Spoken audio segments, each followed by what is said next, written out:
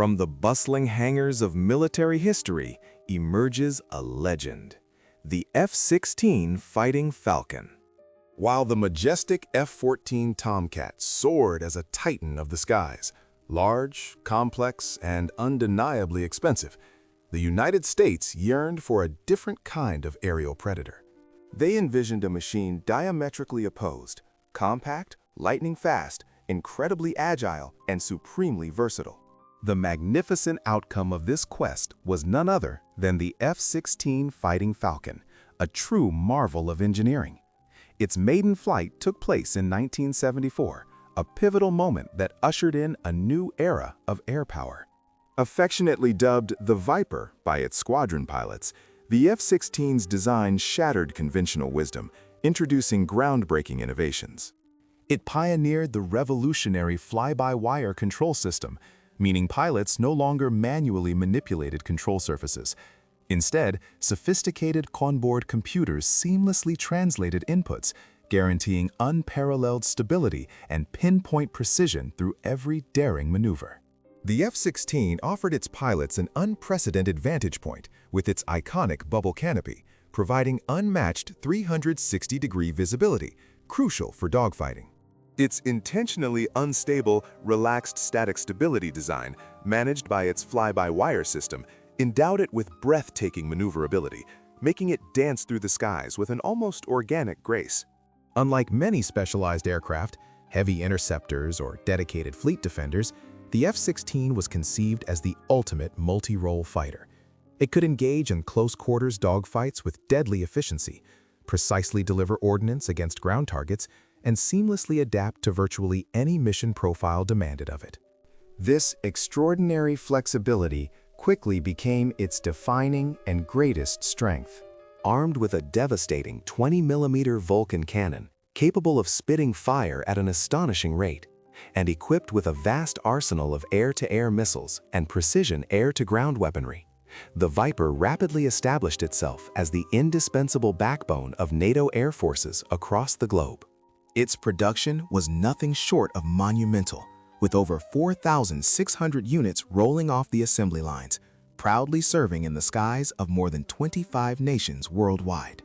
In the crucible of combat, the F-16 has repeatedly proven its mettle, from daring Israeli operations in the tumultuous Middle East to critical U.S. missions during the Gulf Wars, the intense conflicts in the Balkans, and countless other hotspots.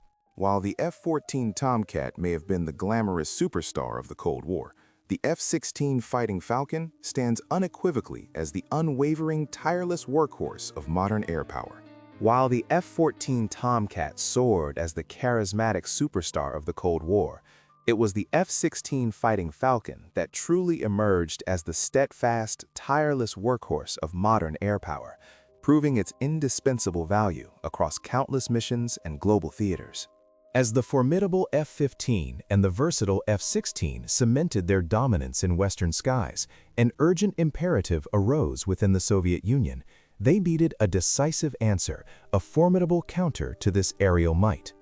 Their potent response was the awe-inspiring Su-27 flanker.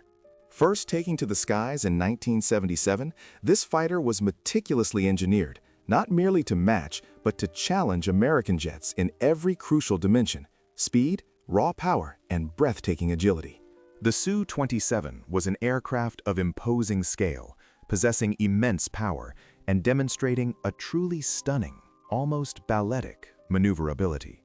Equipped with a pair of colossal engines, it generated an absolutely immense thrust, propelling it to an incredible Mach 2.3 and allowing it to ascend to higher altitudes and at faster rates than most of its Western adversaries.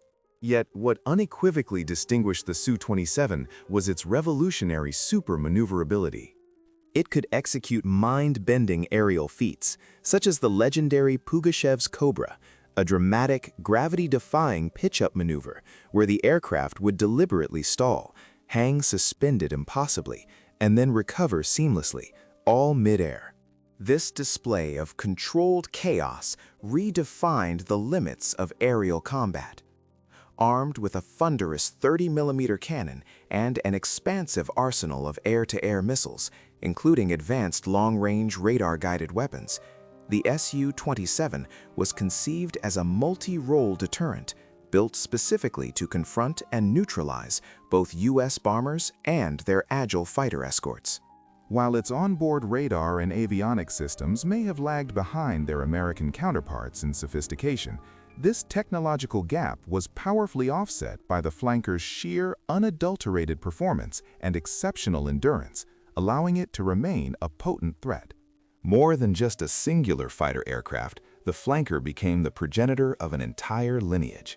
Its formidable design evolved into a family of highly capable variants, giving rise to the Su-30, the carrier-capable Su-33, the advanced Su-35, and even influencing China's indigenous J-11. For the dedicated Soviet and subsequently Russian pilots, the Su-27 transcended its role as mere machinery. It solidified into a profound symbol of national pride, an undeniable testament to their ability to stand shoulder to shoulder with and even surpass Western aerospace technology. If the ubiquitous MiG-21 could be likened to the robust, dependable Kalashnikov of the skies, then the Su-27 was undoubtedly the sledgehammer, massive, overwhelmingly powerful, and fundamentally engineered to dominate and intimidate any aerial adversary. While the Su-27 flanker represented the brutal sledgehammer of air power, massive and designed to intimidate with its raw might, a new philosophy was emerging, one that would redefine the very nature of aerial combat. By the late 1970s, brilliant engineers began to ponder a revolutionary question. What if the traditional pillars of aerial dominance, raw speed and breathtaking maneuverability, were no longer the ultimate decisive edge? What if the most formidable weapon on the battlefield was not the one that struck fastest or turned sharpest, but rather the one the enemy could not even perceive, the one that existed only as a ghost in the machine? This audacious vision materialized in the F-117 Nighthawk, the world's inaugural operational stealth aircraft. Taking to the skies for the first time in 1981, its appearance was strikingly unconventional. It bore little resemblance to the sleek, aggressive fighters of its era. Instead, it was an angular, almost alien construct, a deliberate mosaic of sharp, flat surfaces meticulously pieced together into a menacing black silhouette. Its design was a radical departure. It wasn't sculpted for aerodynamic grace or speed, but engineered with a singular, overriding purpose: to utterly defeat enemy radar systems. The F-117's peculiar faceted shape, combined with advanced radar-absorbing materials coating its exterior, dramatically reduced its radar cross-section to an astonishingly small signature. This made it virtually invisible to even the most sophisticated enemy detection systems, allowing it to move through contested airspace like a phantom. It certainly wasn't built for speed, barely achieving subsonic flight, nor was it particularly agile in a dogfight. But these traditional limitations were entirely irrelevant. Its unparalleled advantage was elegantly simple: the ability to effortlessly slip past the most fortified air defenses, undetected.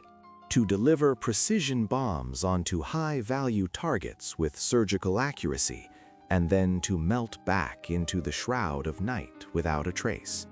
The Nighthawk's groundbreaking capabilities were first unveiled to the world during Operation Desert Storm in 1991. The statistics were astounding.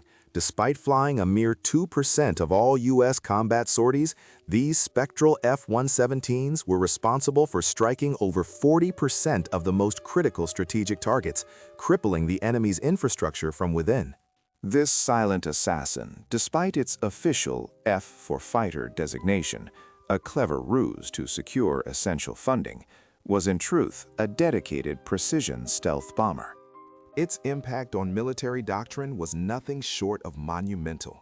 The F-117 Nighthawk definitively proved that stealth technology was not merely a fantastical concept from science fiction, but a tangible, game-changing reality that represented the undeniable future of air warfare. Though it gracefully retired from active service in 2008, the Nighthawk's revolutionary legacy persists, woven into the DNA of every advanced stealth jet that has followed. It irrevocably altered the landscape of modern warfare, not through sheer velocity or overwhelming firepower, but by championing the ultimate decisive weapon, invisibility. As the Cold War raged, a new paradigm of aerial warfare began to emerge, shifting focus not just from raw speed or devastating firepower, but towards the elusive advantage of invisibility. Yet, before stealth truly dominated, Europe sought its own path, giving birth to formidable contenders like the Eurofighter Typhoon and the Dassault Rafale. By the vibrant yet tense 1980s, the nations of Europe found themselves at a critical crossroads. The United States had established a clear dominance in the development of cutting-edge fighter aircraft, pushing the boundaries of technology. Across the Iron Curtain, the Soviets proudly paraded their formidable flankers and fulcrums, showcasing their own aerial prowess. Europe, caught between these two giants, recognized the perilous risk of falling irrevocably behind in this high-stakes technological arms race. The audacious solution was clear: to forge its own independent path. This meant conceptualizing and constructing indigenous fourth-generation fighters, meticulously engineered for unparalleled agility, remarkable versatility across diverse mission profiles, and equipped with the most advanced avionics of their era. Out of this ambitious vision, the Eurofighter Typhoon was born, a testament to a groundbreaking multinational collaboration involving the United Kingdom, Germany, Italy, and Spain. This sleek interceptor first graced the skies in 1994, meticulously crafted as a definitive air superiority fighter. With its distinctive delta wings, forward-mounted canards, and sophisticated fly-by-wire controls, the Typhoon possessed an inherent capability to outmaneuver virtually any adversary it might encounter in the expansive blue. Simultaneously, France, ever fiercely independent, embarked on its solitary journey, culminating in the development of the magnificent Dassault Rafale. Its maiden flight in 1986 foreshadowed a formidable future. The Rafale elegantly embraced the very same core design philosophy: prominent canards, swept delta wings, and cutting-edge avionics. However, it integrated a uniquely French innovation, an extreme, unparalleled multi-role capability, making it a true jack-of-all-trades in the sky. Both the Eurofighter Typhoon and the Dassault Rafale rapidly ascended to become the crowning jewels of Europe's aerospace industry. These aren't merely swift and extraordinarily agile machines. Their design ethos was fundamentally rooted in survivability. They were equipped with highly advanced sensor suites, state-of-the-art electronic countermeasures, and an arsenal of beyond visual range missiles, ensuring their pilots could engage and prevail, even when outnumbered.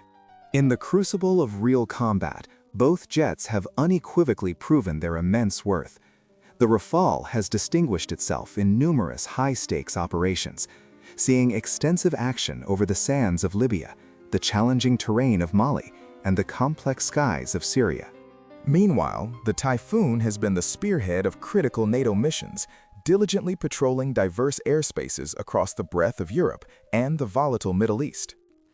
Collectively, these magnificent jets stand as powerful symbols of Europe's burgeoning independence and formidable prowess in advanced aerospace technology. They unequivocally demonstrated to the world that the furious jet race was not confined solely to the epic rivalry between the United States and the Soviet Union.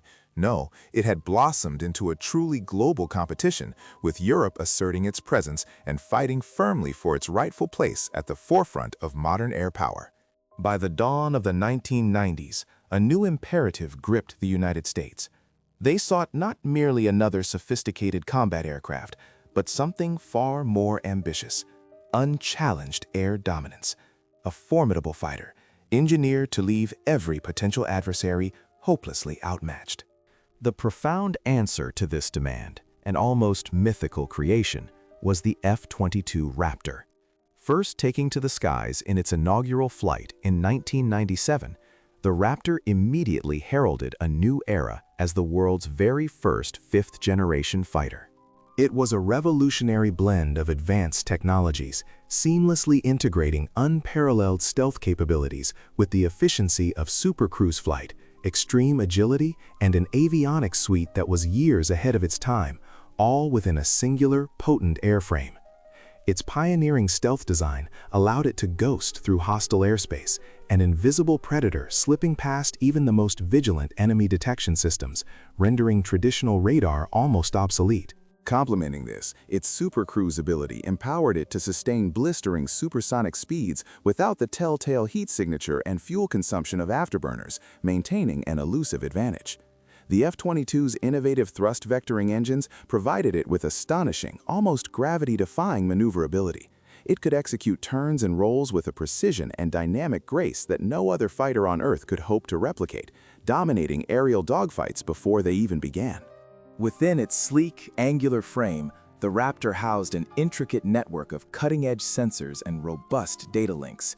This technological marvel bestowed upon its pilots an unprecedented, godlike level of situational awareness, allowing them to perceive and react to threats long before they themselves were observed.